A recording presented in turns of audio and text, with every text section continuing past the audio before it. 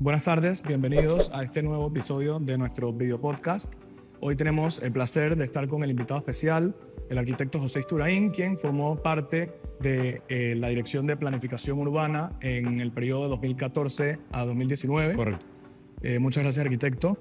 Cuéntenos Gracias a ti. un poco sobre su rol en estos proyectos, cuáles eran sus responsabilidades dentro del proceso de planificación. Ok, bueno, como lo mencionaste, nosotros entramos en el 2014-2019, en el periodo alcaldicio, y se estructura la Dirección de Planificación Urbana. En ese momento ya existía en organigrama, pero digamos que le hacía falta reforzar la fuerza técnica con especialistas. Entonces, entramos a la Dirección de Planificación Urbana. Yo en ese momento tuve pues, el privilegio de tener la posición de subdirector de Planificación Urbana y el arquitecto Manuel Trute fue el director. Entonces lo que hicimos en las primeras conversaciones que tuvimos fue, por el poco tiempo que teníamos, porque 5 años en política es poco tiempo, sí queríamos causar como un impacto interesante en este tipo de proyectos. Así que nosotros lo que hicimos fue dividir las funciones.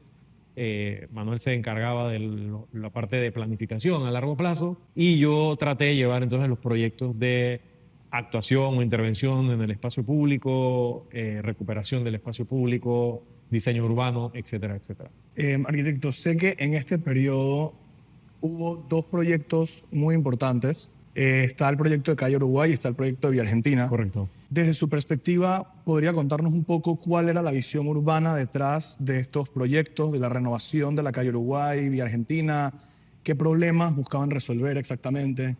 Bueno, yo creo que esos dos proyectos ya venían de un periodo anterior, o sea, habían sido ideados en un periodo anterior. Sin embargo, cuando llega a nuestras manos, a la Dirección de Planificación Urbana, lo primero que planteamos nosotros era que se tenía que hacer una licitación en separado. O sea, nosotros separamos la licitación, o sea, se hizo la licitación por diseño y luego se hizo la licitación por la construcción. Eso nos ayudó pues a poder encontrar equipos de diseñadores capacitados, ¿no? O sea, que no suele suceder comúnmente en Panamá. Así que se hace la licitación y dos arquitectos, dos oficinas de arquitectura son las que llevan adelante estos dos proyectos. Digamos que la participación de nosotros fue estructurar todos los términos de referencia, todos los lineamientos, digamos que participar en todo el proceso desde la concepción del proyecto hasta el diseño, hasta los talleres de participación ciudadana y hasta la entrega de los planos con los cuales se iba entonces a licitar la construcción. Entiendo que ambos de estos proyectos tenían, ¿no?, pues, objetivos muy similares en cuanto a la modernización de los barrios, o sea, tener más vida y más, pues, que sean unos barrios mejores concebidos, ¿no? También enfrentan diferentes retos cada uno. O sea, Correcto. como proyectos separados enfrentan retos que son bastante similares pero diferentes en cada proyecto. Desde la planificación y la comunicación ciudadana, ¿qué podemos profundizar en algunos de estos puntos desde su visión técnica? ¿Cuáles podrían haber sido algunos de estos retos? O sea, yo creo que, como bien lo mencionas, Calle Uruguay y Vía Argentina son dos proyectos completamente diferentes, aunque son iguales. O sea, Claro. parten de, primero, la concepción de la recuperación del espacio público, que era lo primero, porque al final nosotros queremos proyectar ser una ciudad muy moderna, llena de edificios, sin embargo, no hay aceras, ¿no? Porque las aceras las está usando el privado como su estacionamiento. Y entonces los peatones tienen que caminar en pésimas condiciones. Entonces, digamos que esa fue la base de esos dos proyectos. Claro, existe una diferencia entre uno y el otro, porque Villa Argentina ya era una zona de uso mixto, ya era una zona que tenía una vida peatonal más activa, porque ya hay mucha más vivienda en todo el kilómetro que es Vía Argentina, pero también porque Vía Argentina tiene otros componentes, que tiene el metro, ya tenía la estación de Vía Argentina, tiene la Universidad de Panamá en el otro extremo, entonces eso ya es como un pasillo o un pasadizo natural de las personas, ¿no? El que se baja en la estación y quiere ir a la Manuel Esperanza Batista o quiere ir a la universidad, se baja en Vía Argentina y cruza. Entonces ya eso, digamos que Vía Argentina era mucho más sencillo que se viera el impacto versus Calle Uruguay, porque Calle Uruguay venía de una degradación que venía de los años, era una zona rosa, una zona de discotecas que se fue perdiendo porque mucha criminalidad, inseguridad, balaceras, muertes, etcétera, y la zona iba en picada. Entonces, la densidad de población en Calle Uruguay es mucho menor que en Vía Argentina, y eso ha hecho que, digamos, que la percepción sea diferente, pero son dos proyectos muy iguales, o sea, muy parecidos. Claro. El reto, digamos, entre Calle Uruguay y Vía Argentina es que en Calle Uruguay lo que quedó pendiente por hacer o se hubiese podido continuar era impulsar la inversión privada para que hubiese más vivienda. Claro. O sea, eso es lo que hace falta en ese Densificar proyecto. un poco más Densificar la cuadra, ¿no?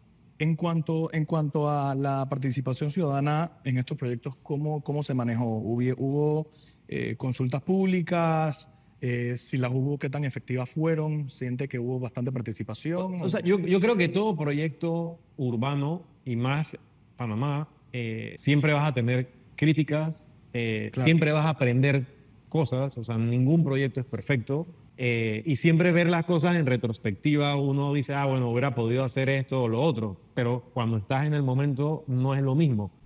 Así que yo creo que sí, o sea, hubo cosas que hicieron falta, pero yo también pienso que fueron dos proyectos que han levantado un poco la inquietud sobre el tema urbano en Panamá y en mejorar las condiciones del espacio público en Panamá. Hoy yo vivo en Vía Argentina, por ejemplo, y realmente es una zona donde tú puedes caminar. ¿Que puede mejorar? Sí, claro, siempre. Y Calle Uruguay lo mismo, pero ahora hace falta la segunda parte, que es como la gestión. En cuanto a lo que preguntas de la participación, en efecto, ambos proyectos, de hecho, ambos proyectos se licitaron teniendo obligatoriedad en una reunión de participación. Y en el proceso nosotros pedimos que se hiciera otra segunda reunión, como para validar esa propuesta de diseño.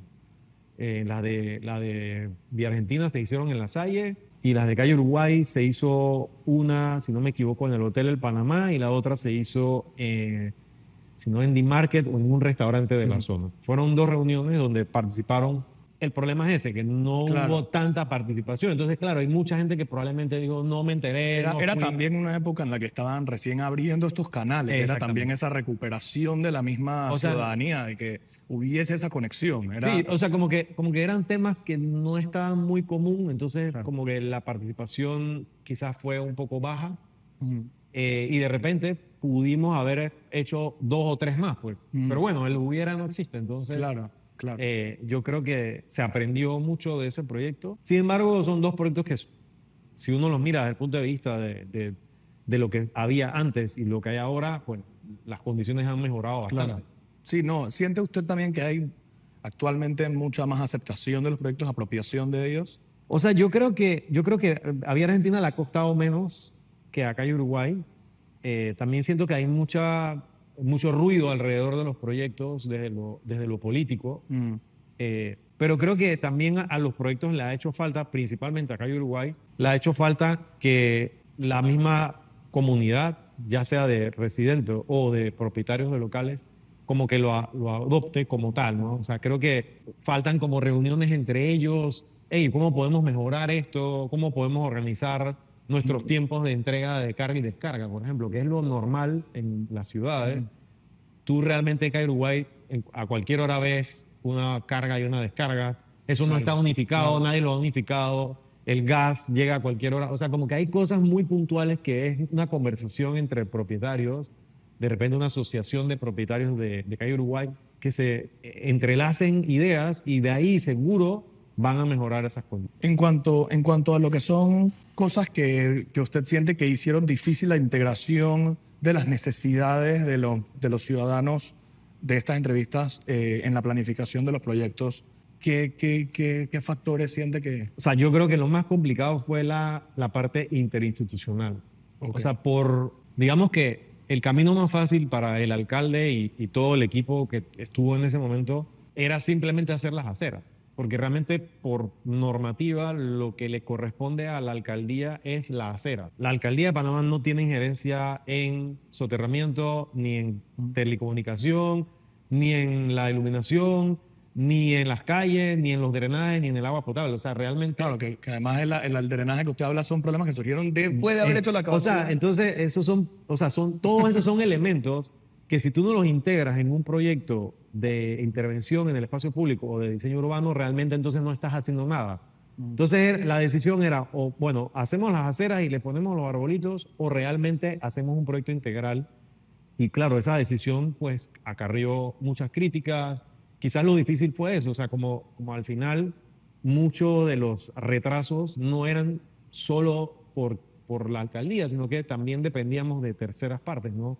¿Quién hacía el soterramiento? ¿Quién hace el cambio, por ejemplo, el IDAN, que le tocaba el agua potable? El MOP, que le tocaba las calles. O sea, todas esas instituciones tenían que estar todas alineadas y no son los mismos tiempos. O sea, ¿Siente que eso puede también deberse un poco de la falta de comunicación entre los diferentes actores también? Que, yo creo que sí, yo creo que falta mucha, como te digo, falta mucha más cruce de información entre las instituciones. O sea, a veces es una llamada solamente para Claro. saber o de repente a través de algún tipo de sistema computarizado que todo el mundo sepa qué está pasando Claro. con los proyectos, pero a veces tú te enteras que una institución va a abrir un hueco en la calle no a través de la alcaldía, sino a través de la institución. Entonces como que hay mucha falta de coordinación interinstitucional. Pero, digo, eso es algo mejorable, eso no es que no se pueda mejorar. Claro. ¿Y cómo después de haber hecho estas consultas y tener un poco más abierta la dinámica de comunicación con los ciudadanos, cómo equilibran la visión técnica con los requerimientos que ellos piden y las demandas que ellos piden en el diseño del proyecto? Digo, yo creo que al final la opinión de las personas es súper importante. De hecho, es la base del diseño. O sea, uno no puede diseñar algo si no parte de un ejercicio al menos de escuchar, observar, ver qué está sucediendo, ¿no? Muchas veces también sucede, y más en ciudades como las nuestras, donde este tipo de proyectos no es común. Hablar de recuperar el espacio público o de las aceras o sea, estamos hablando de eso, cuando ya realmente eso es una cosa muy básica en otras ciudades. Muchas veces la ciudadanía no sabe lo que quiere. O sea, probablemente lo entiende, pero no sabe cómo pedirlo, ¿no? Claro. Porque nos pasó muchas veces que muchas personas no entendían por qué había que hacer aceras. Ya después cuando tú ves, tú te das cuenta, oye, en verdad sí era necesario liberar la acera de los carros que estaban estacionados encima, porque así yo me puedo mover con comodidad, si soy una mujer embarazada, o si voy con un coche de bebé, o si soy una persona con discapacidad, o si soy un adulto mayor, puedo desplazarme libremente, Claro. sin ningún obstáculo que me cause algún inconveniente. Entonces creo que sí, creo que al final es un tema de ir educándonos en temas de planificación, de urbanismo, de diseño urbano, de ciudad. No necesariamente tienes que ser arquitecto para educarte. Para educar. Exacto, para eso, ¿no? Y ese es como el reto mayor que tienen todas las ciudades. ¿Qué lecciones le dejó la planificación de estos proyectos en cuanto a la participación y aceptación de la comunidad? Yo creo que quizás el ruido de los proyectos se hubiese podido, digamos, disminuir, porque siempre va a haber quejas, o sea, por eso somos seres humanos, no todos vamos a estar de acuerdo en lo mismo, pero creo que quizás hubiésemos podido haber extendido más el proceso de participación, pero tampoco lo sé, o sea, Claro. no sabemos si al final haciendo 10 reuniones más el resultado hubiese sido el mismo, la gente quejándose, etcétera, etcétera.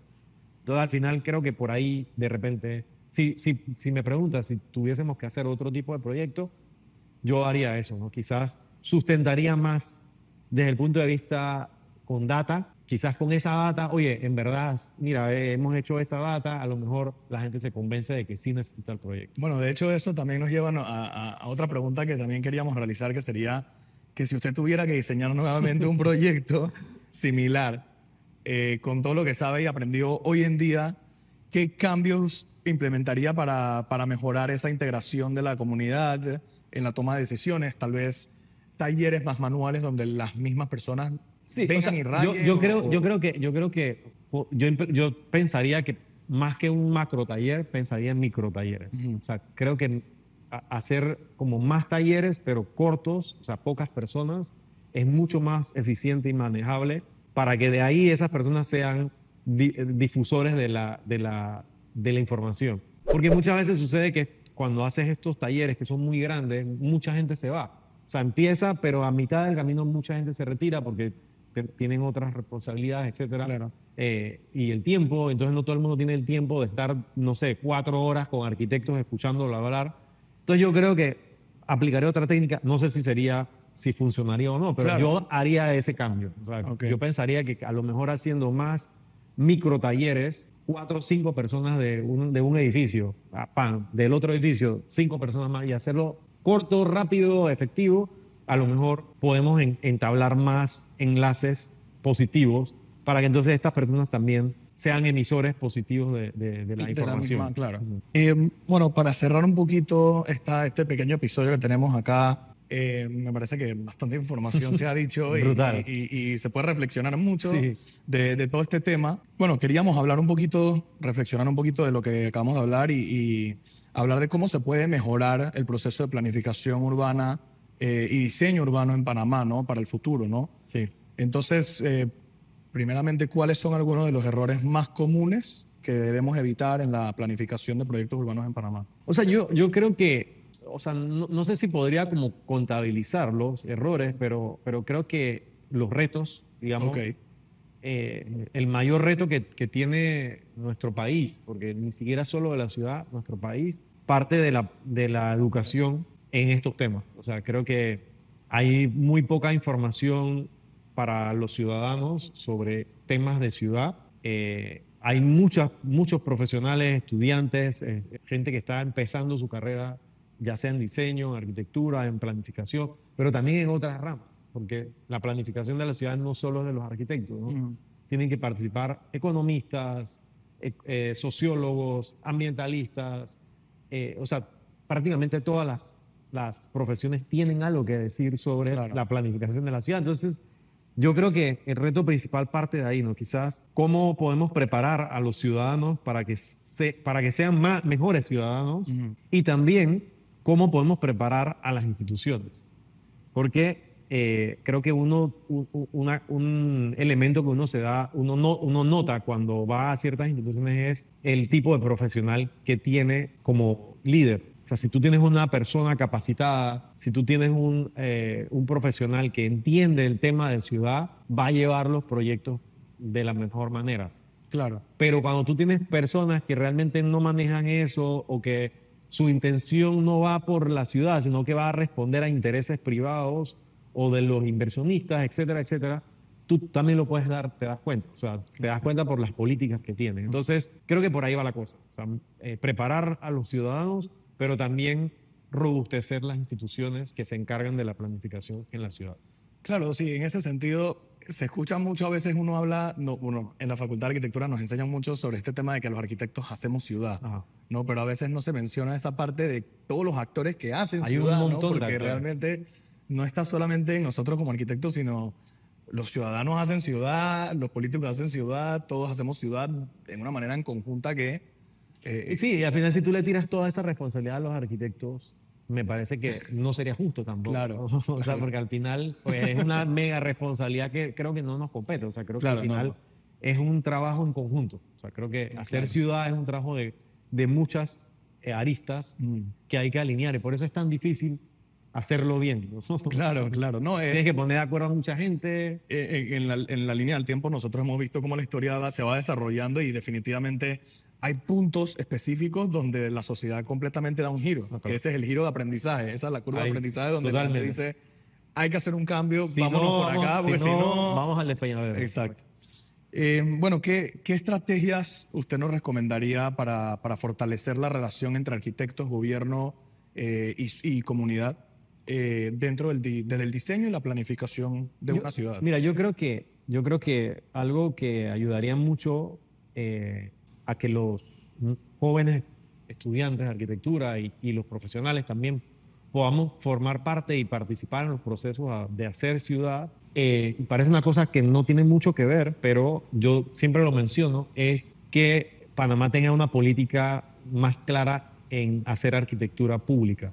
Ujú. Porque al final, pues, hacer proyectos privados, pues, digamos que es el camino, es el primer camino que uno toma, ¿no? Bueno, hacemos proyectos casas, edificios, pero realmente el impacto mayor que tiene un profesional de la arquitectura está en la arquitectura pública. O sea, cuando digo arquitectura pública es centros comunitarios, parques, plazas, proyectos de recuperación del espacio público. Y hay ejemplos claros en el mundo. Está Medellín, está incluso Buenos Aires también, que ha hecho... y ese ejemplo que acabas de decir Ujú. parte de algo que no pasa en Panamá Ujú. y es concursos. Claro. O sea, si no abrimos el abanico para que hagan más concursos las instituciones públicas, llámese alcaldías, todas las alcaldías, o juntas comunales, o Ministerio de Vivienda y Ordenamiento Territorial, por ejemplo, o el MOP, o sea, abrir el abanico. No hablo de la licitación como tal, sino hablo del concurso de diseño. Eso permitiría tener proyectos mejores o mejor pensados y mejor estructurados para luego entonces implementarlo en la construcción. O sea, yo creo que por ahí está la llave que necesitamos que se abra. Claro, eso es, digo, bastante similar a como se hace, por ejemplo, en Medellín, que hacen casas similar a otros países europeos, más pequeñas, pero que la ciudad se convierte en esa extensión del habitar, esa extensión de, no nada más yo tengo mi apartamento con todas las amenidades y no tengo que salir de aquí, sino se crea esa comunidad afuera también, ¿no? Sí, hay muchos ejemplos. En Colombia tienen una buena historia, digamos, en temas de concursos de arquitectura para hacer arquitectura pública, ¿no? Bibliotecas, o sea, están los parques de bibliotecas, está o sea, proyectos de intervención en el espacio público, creo que hicieron un concurso para un río, o sea, hay muchos proyectos. En Chile también hay buena, digamos, secuencia de concursos. Creo que por ahí está la cosa. O sea, creo que si nosotros abrimos el abanico para que participemos todos los profesionales en igualdad de condiciones, es decir, oficinas pequeñas, oficinas grandes, oficinas unipersonales, un recién graduado, todo el mundo puede participar y a lo mejor gana el recién graduado, porque tiene la mejor idea, ¿no? Claro. Y eso es lo que hace que el proyecto sea lo más justo posible, pero eso no es lo que está pasando. Entonces, yo creo que ahí está el reto, ¿no? Y bueno, para concluir un poquito esta sesión, ¿qué consejo o cuál sería para usted el consejo clave para los futuros arquitectos y urbanistas de la ciudad sobre la importancia de la planificación, la comunicación y la participación de la comunidad? O sea, yo creo que para mí, pues desde el punto de vista de mi experiencia, creo que haber podido aportarle a la ciudad es algo que a mí me llena de mucho orgullo porque yo hice mi trabajo con la mayor dedicación, sabiendo que lo que estaba haciendo iba en beneficio de los ciudadanos. Ese era, o sea, lo principal para mí.